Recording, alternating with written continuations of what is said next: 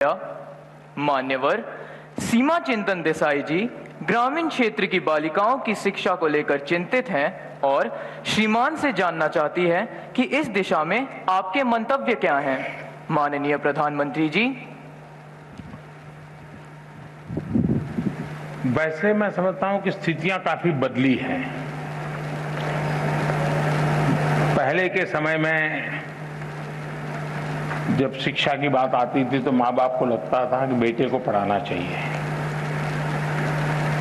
अपने लिमिटेड संसाधन से भी उनको लगता था कि इतने ही स्थिति है, चलो बच्चा पढ़ेगा तो कुछ कमाएगा।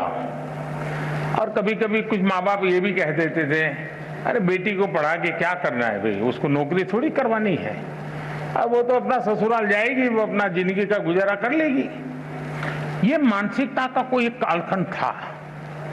हो सकता है आज भी कुछ गांवों में कहीं पर इस प्रकार की मानसिकता बची हुई होगी, लेकिन बाय एंड लार्ज आज स्थितियां बदली है और समाज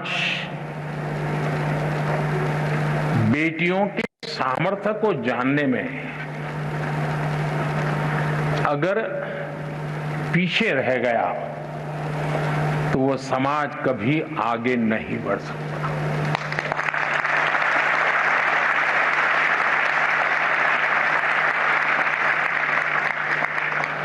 कभी कभी तो आपने ऐसे परिवार देखे होंगे जहां पर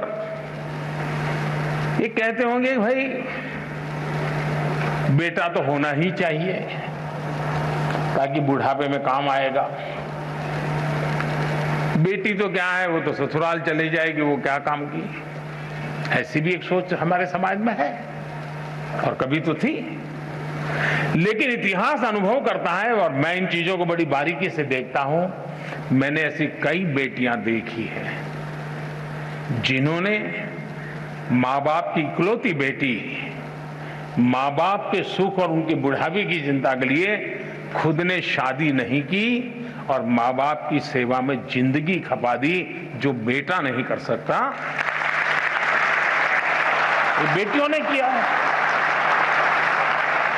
और मैंने ऐसे भी परिवार देखे हैं कि घर में 4 बेटे हैं, 4 बेटों को 4 बंगला है, सुख चैन की जिंदगी है, दुख कभी देखा नहीं है, लेकिन माँ बाप वृद्धाश्रम में जिंदगी गुजार रहे हैं। ऐसे भी बेटे मैंने देखे। इसलिए पहली बात है, समाज के अंदर बेटे बेटी एक समान, कोई भेदभाव नहीं, ये आज के युग की अनिवार्यता है और हर युग की अनिवार्यता है। और भारत में कुछ विकृतियां आई हैं, आने के कुछ कारण रहे होंगे, लेकिन ये देश गर्व कर सकता है। अगर गवर्नेंस की बात याद करें तो किसी जमाने में अहल्या देवी का नाम आता था बेस्ट गवर्नेंस के रूप में। कभी वीरता की बात आए तो रानी की झांसी लक्ष्मीबाई का नाम आता था वीरता के लिए। बेटियां ही तो थी। यानी कोई युग ऐसा नहीं होगा। और हमारे यहां तो विदुषी ज्ञान का भंडार बेटियों ने करके दिखाया है। तो पहले तो हमारी अपनी मानसिकता, दूसरा आज स्थिति बदली हुई है। आज तो आप देखेंगे नए जो बच्चे स्कूल आते हैं ना, तो बेटों से ज्यादा बेटियों की संख्या होती है, ये हिसाब आ रहा है।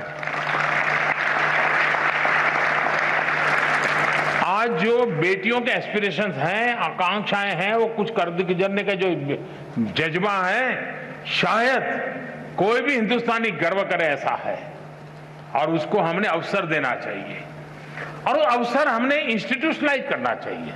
कोई एक परिवार अपने तरीके से कर ले ऐसा नहीं। जैसे आपने देखा होगा खेलकूद में, आज खेलकूद में किसी भी स्तर का खेल चलता होगा, भारत की बेटियां हर जगह पे कहीं न कहीं अपना नाम रोशन कर रही है। विज्ञान का क्षेत्र देखिए, इतने बड़े बड़े अचीवमेंट विज्ञान के आते हैं तो देखोगे तो उसमें आधे से अधिक तो हमारी बेटियों ने कुछ न कुछ पराक्रम होता है विज्ञान के क्षेत्र में।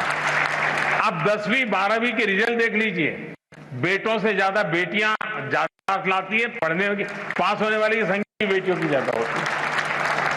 तो आज हर परिवार के लिए बेटी एक बहुत बड़ी एसेट बन गई है, बहुत बड़ा परिवार की शक्ति बन गई है।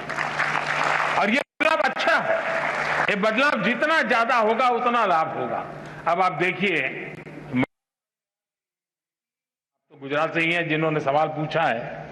गुजरात में जैसे पंचायती राज व्यवस्था, अच्छी पंचायती राज व्यवस्था है, 50% इलेक्टेड बहनें हैं। कानूनन व्यवस्था है कि 50%, लेकिन एक्चुअली चुनाव के बाद स्थिति ये बनती है कि चुनी हुई महिलाओं की संख्या 53%, 54%, 55% है।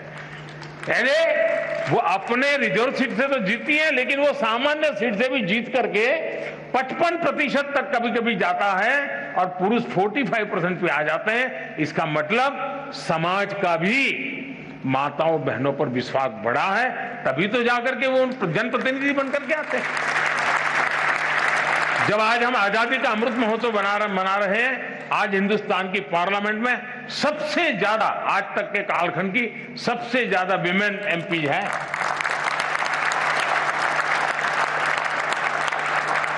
और गांव में भी देखा जा रहा है कि जो पढ़ी लिखी बेटियां हैं उनको लोग ज्यादा चुनना पसंद करते हैं। भले वो 5वीं हैं तो 7वीं वाली बच्ची को, बहन को चुनाव में जीतने के पसंद के, 7 के सामने कोई 11वीं वाली है तो उसको पसंद करेंगे। यानी समाज में भी शिक्षा के प्रति सम्मान का भाव हर स्तर पर नजर आ रहा है। आज आप एजुकेशन फील्ड देख लीजिए, शायद कभी न कभी तो पुरुषों की तरफ से मांग आने की संभावना है। मैं किसी को रास्ता नहीं दिखा रहा हूं, पॉलिटिकल पार्टी वालों को, लेकिन कभी कभी संभावना है कि पुरुष जुलूस निकालेंगे कि टीचर में हमारा इतना % आरक्षण तय करो, क्योंकि ज्यादातर टीचर हमारी माताएं बहनें हैं। उसी प्रकार से नर्सिंग में ज्यादातर जो सेवा भाव, मातृभाव होता है, वो आज नर्सिंग के क्षेत्र में भारत का गौरव बढ़ा रहा है। भारत की नर्सिंग दुनिया में जहां जा रही है, भारत की आन बान शान बढ़ा रही है।